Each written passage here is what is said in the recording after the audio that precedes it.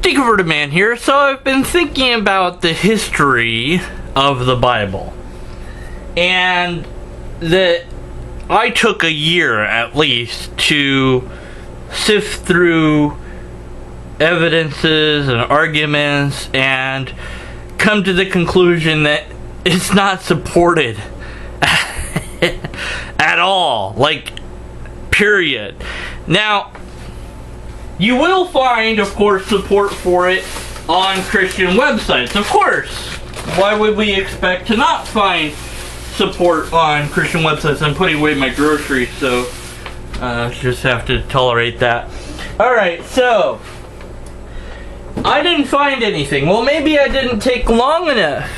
Or maybe I just didn't want to believe anymore. Maybe my cognitive faculties were corrupted, and instead of looking for what agreed with me, I looked at only what disagreed with me, and I thought that was true. But I didn't want that to be true. But my desire is suspect, because I am, after all, deconverted man. And of course, now that I'm a skeptic, my word is not to be trusted. But nonetheless, let's not look at the history, which is interesting, or the archaeology, which is also interesting, or the number of forgeries that have been produced to prove the Bible true, and the number is staggering and also interesting. But instead, let me look at it in a very basic sense, okay? Looks like I put away all my groceries, so let's go to wherever I'm going. I don't know. Come along. First of all, we have the problem starting with Genesis. In the beginning. That reads to me like a narrative, like a story, not like a history book. Just as one problem. Might as well say once upon a time. But in the beginning, God did this. He made the universe, and then some other stuff happened, blah, blah, blah. And then God made the universe again, but now the order is different. And if you actually keep track of this stuff, it doesn't really add up. Well, it can't be both ways, so which way is it? Well, actually, it's neither. Science is better at this than theology or philosophy, or dare I say informal logic, at saying, no, look, this is how it happened. Stars formed during the initial expansion because of the heat and gravity. And then they had to explode and die to produce heavy elements. They also, some of them had to cool down and stop being stars and become something solid for us to have what we would call rock or magma. And that had to be expelled or crashed into and break off and make what we would then call planets. And all this was happening pretty much around the same time. I don't want to say simultaneously. I'm no cosmologist, blah, blah, blah. I'm not that. Not no Neil. So I'm not going to be able to describe this well. But nonetheless, all that happened. And then, eventually, once you have planets and the stars that they orbit, the stars came first, then the planets, eventually you get to the point where the Milky Way is a thing. Now, we're talking 13 billion years ago that the universe begins its expansion. And then 4 billion years ago that the Earth is a planet.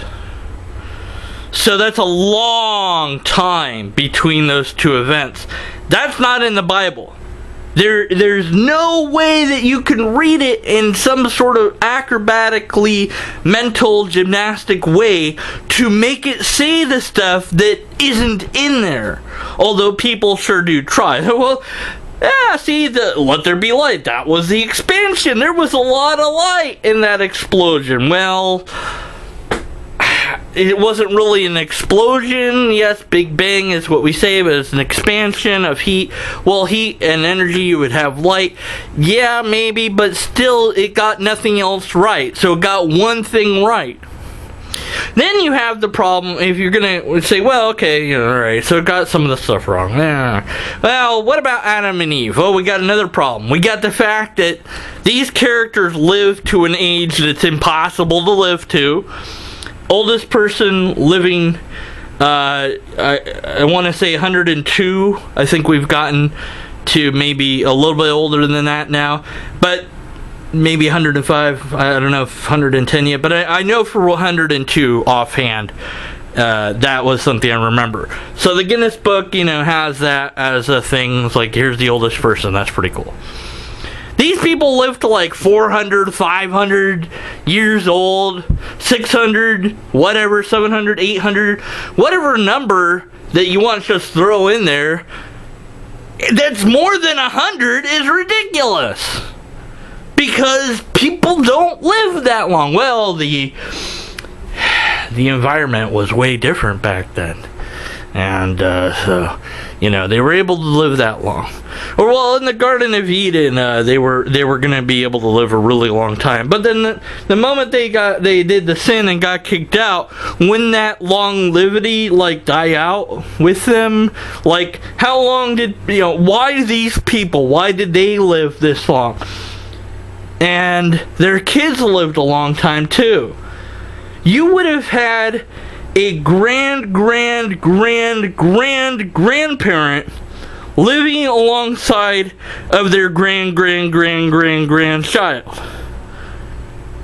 Okay, that's no. Just no. Everything that we understand about biology and the conditions that they would have had says no to that. Now, let me talk about those conditions, because this is another problem. When did Adam and Eve show up? Well, again, if we're not going to just discard biological evolution, if we're not somebody that's just that far gone, we're more reasonable. We go, okay, yeah, biological evolution, totally okay with that. If you're there, then great, we're still on the same page. If you're not, and then you're too far gone, I can't help you. But if you're willing to allow for biological evolution, you know that two people cannot propagate a species correctly. And what I mean by that is what you're going to have is the bottleneck effect, and you're going to have a whole bunch of deformities. And eventually, the species is going to die out, because incestual relations, especially within that confined space of just two people, is not going to propagate enough to make a species thrivable. We already know this from animals that have suffered a bottleneck, and where they got down to 100 animals, and the problems that they had from 100 animals. And the signs and symptoms of incest that goes along with that.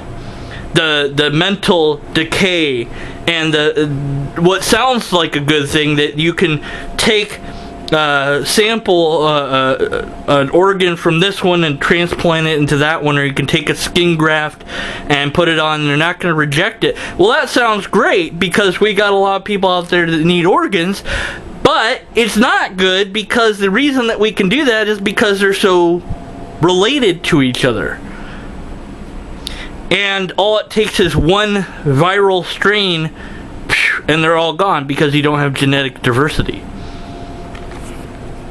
So we know it can't be just one man and one woman. And we know that you can't live that long. So Adam and Eve have to become a metaphor for something else. But But then Adam and Eve, the metaphor, have a metaphorical son named Cain, who has a metaphorical wife that shows up out of nowhere, who then have more metaphorical kids that have more metaphorical kids, till at some point you get Abraham, who's no longer metaphorical. And then if you keep going, because the New Testament keeps going with the lineage, eventually you get Jesus, who's also not supposed to be metaphorical. And my question is, when did the metaphorical people stop being metaphorical? And one Christian website I happened to stumble on suggested that Adam and Eve were actually, that Adam was a tribe. Now, this actually sounds kind of interesting. Of course, there's no proof for it, but let's go along with it. So, when we say Adam, we're talking about a tribe of people that tribe existed for 400, 500 years before the next tribe came along.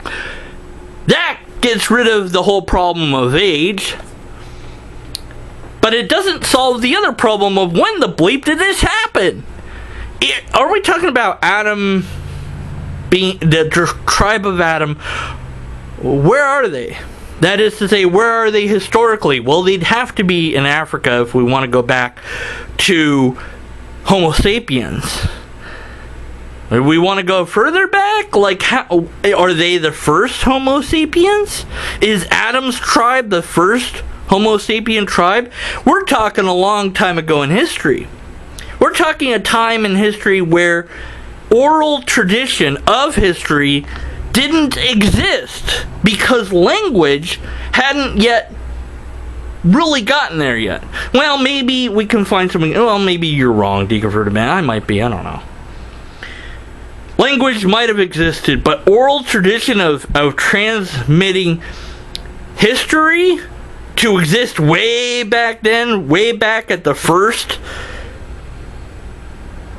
humans that we can actually call humans. Not Cro-Magnon man, not Neanderthals, but us. That history, oral history, existed way back then when the key to survival would have been hunting and gathering and moving from place to place. When are you going to have the time to remember that your tribe's name is Adam and tell the next tribe that we were called Adam and now that tribe's called something else? Uh-oh, it's not working. Let's go back to them being just people. So Adam would have remembered somehow, even though he's like, way older than anyone's ever lived, and he's telling his grandkids, about God and the Garden of Eden and all this, and they're like, well, that was stupid. Why'd you listen to that girl? And then they go to grandma.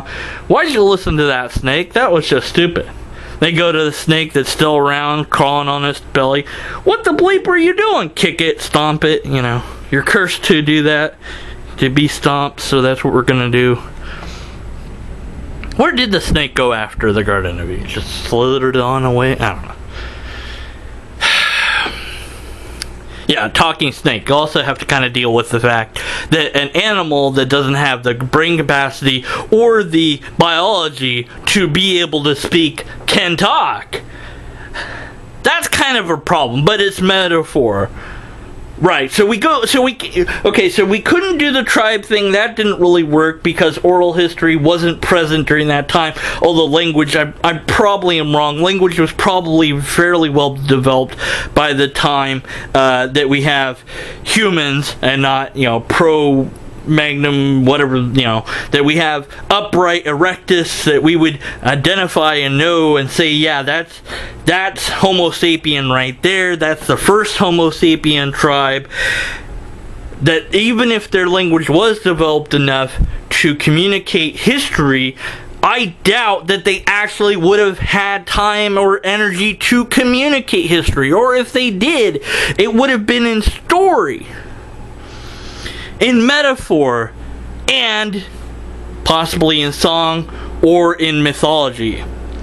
We can even go to modern day examples that aren't that long ago. The Cherokee. or other Native Americans, and their oral traditions that are starting to die or are dead. But the ones that are still around, and they will tell you, at least one of them in Lake Tahoe. There's a tribe there. I don't remember exactly what the tribe is now offhand.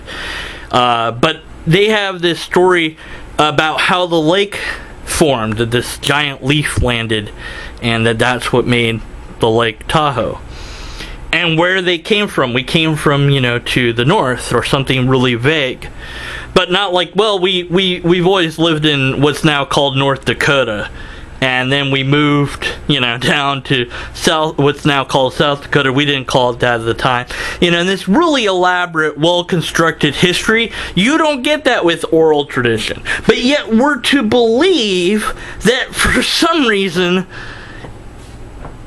the biblical characters, and they are characters, were able to transmit oral history to such a degree that it would have kept on going. And we're not even to Moses yet, because supposedly, or at least traditionally, Moses is the one that wrote all the stuff. He wrote Genesis all the way up to, wherever he dies, and then he can't write anymore because he's dead. Although I guess he's still writing after that because he predicted his own death, I guess, or somebody else took over. But it's not Moses now, but now who's doing it? And there's no change of text to suggest that it's a different author. So maybe it wasn't Moses after all, but we don't really know who the bleep it was. But okay, somebody wrote it down. Wrote what down? The tradition of these stories that had been passed on from one generation to the next. But how far back did that go? Does it go as far back as we're told in the Bible, all the way back to the first humans, the first non-primate humans, or even back further? Are we to think that Adam, we're talking about some sort of microbe that existed in the ocean that sinned against God by eating the microbe that it wasn't supposed to eat? Which would then explain Cain's appearance of the wife, because, there's lots of other microbes, but there's more than two, so it still doesn't work. Okay, but at any rate, so we're told two different things. We're expected to believe, in a way, two different things. That the history goes all the way back to the beginning of humanity and has survived long enough in an oral format so that Moses can know about it and write it down. Or some other dude. Or some other people. That's what we're supposed to accept at face value without any question at all. Well, Moses, or whoever, was divinely inspired by God, who didn't correct Moses on how the universe came into existence, or explain that Adam and Eve are just metaphors, or that explain that Adam was a tribe, or that explain that Adam's a microbe, or whatever the case really is, but instead lets it stand as something that cannot and does not match with actual real history of the planet. For whatever reason, God inspires him to write it, but doesn't inspire him to write it correctly. Because, God's cool with errors and unperfection, I guess, even though the God that is written about isn't cool with that, but actually kind of is sometimes. It depends which God you're talking about, because God, in the Bible, even today's Bible that's been changed so many times since the earliest copy that we have, which, actually, if we go back to the earliest copy that we have of the Old Testament, that couldn't have been from Moses, because it's not early enough. So it's a copy of a copy of a copy of a copy of a copy that Moses or somebody supposedly wrote at some point. Well, somebody had to write it, right? Well, how do we know that? We don't have those copies. We have this one. We have fragments. Okay, we have some fragments that are pretty old. All right. But you're still telling me that this tradition of what happened goes all the way back. You're still telling me that somebody at some point was inspired by God to write down or these events in a way that doesn't fit actual history. You're still telling me that no one corrected him, Moses, on the age of the people, or his own age. That he wasn't corrected about the flood not being a worldwide phenomenon, but being a localized event. That no dates were ever given at all. Period. In a historical book, no dates are given. That's a narrative, not history. History is all about the dates. My word, I remember history class. That's all we ever talked about. Somebody, George Washington on this date did this thing, and then he died on some other date after he did this war doing whatever. Obviously, he couldn't do the war after he died, unless we're talking about the George Washington that became a zombie. But I think Abraham Lincoln killed him because Abraham Lincoln fought zombies. No, wait, that was in a movie. Never mind. Anyways, look, my point is, either God inspired whoever, because it can't be Moses at this point, inspired somebody to do it wrong, or the person that they inspired, they got it completely correct on the first go, and then it got corrupted over time, which God totally was fine with happening for whatever reason. In fact, it's gotten so corrupted over time that we would have no idea what the original said. Maybe the original said, "just kidding" at the end. Or maybe it said, "this never really happened," or "once upon a time." But we can actually trace, outside of the Bible, we can actually trace the real history of Yahweh and his wife, Ashtaroth, I think it's pronounced. We can actually find out how God evolved from a mountain god into a sky god into something beyond that. But only if we get rid of our beliefs and we let them go.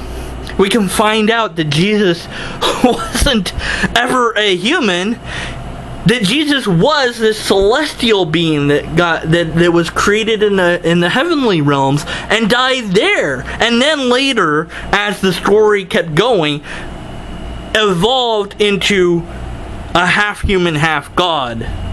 We can learn the actual history if we're not concerned with what we believe about it.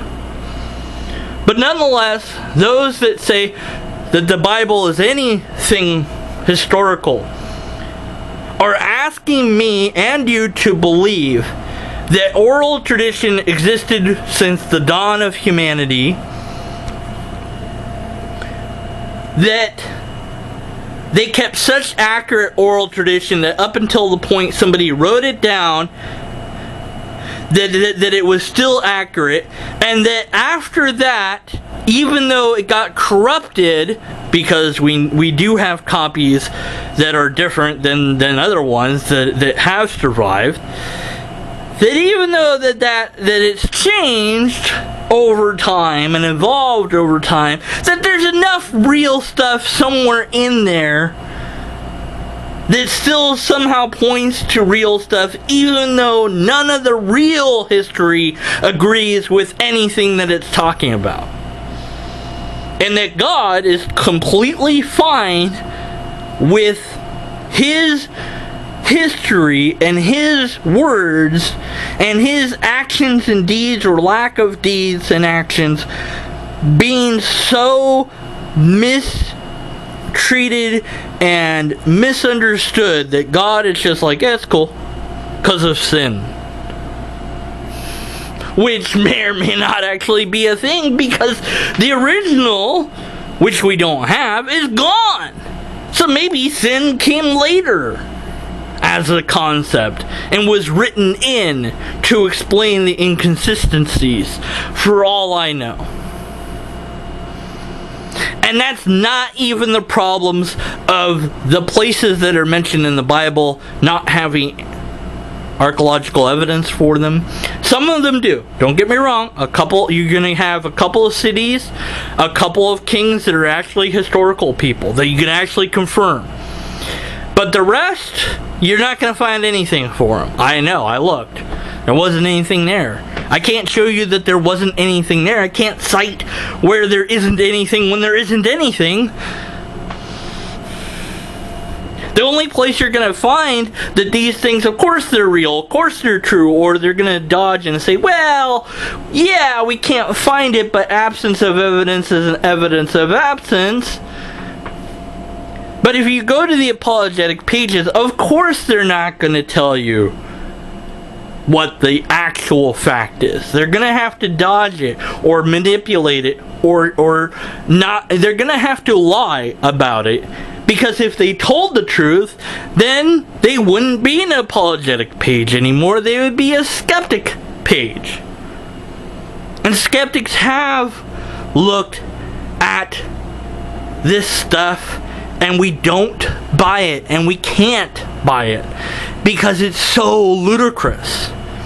And it's not even that it's so ludicrous, because being ludicrous in and of itself wouldn't negate it, but it's also not true. It doesn't conform to what we understand and know about history.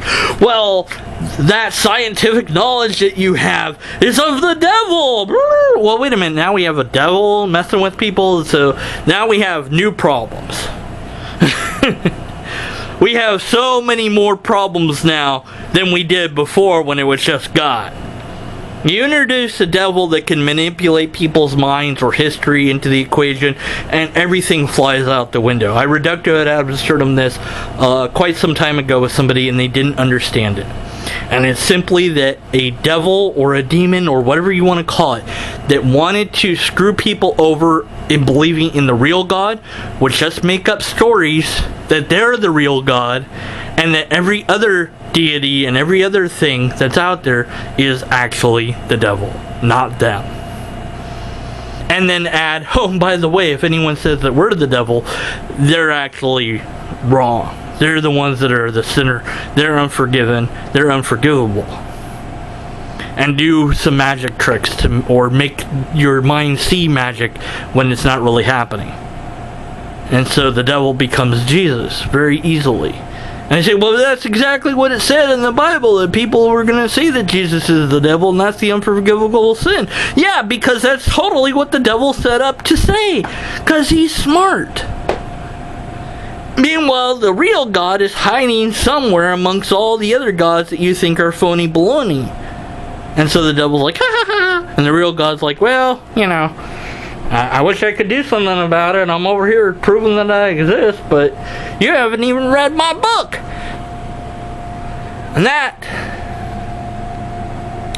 of all things, that it should be in a book, that the knowledge of God should be in a book rather than accessible to everyone, is absurd.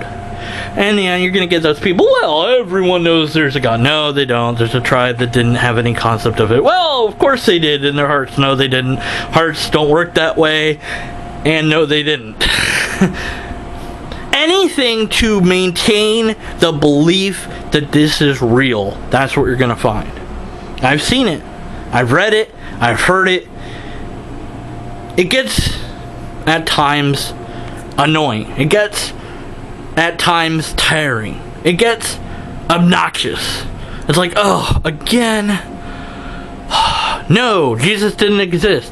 Oh, yes, he did. Blah, blah, blah, blah, blah, blah. Like, even if you could prove that the guy existed, which you can't, but even if you could, it still wouldn't mean that anything that he supposedly did actually happened. Here's the problem with that. Miracles.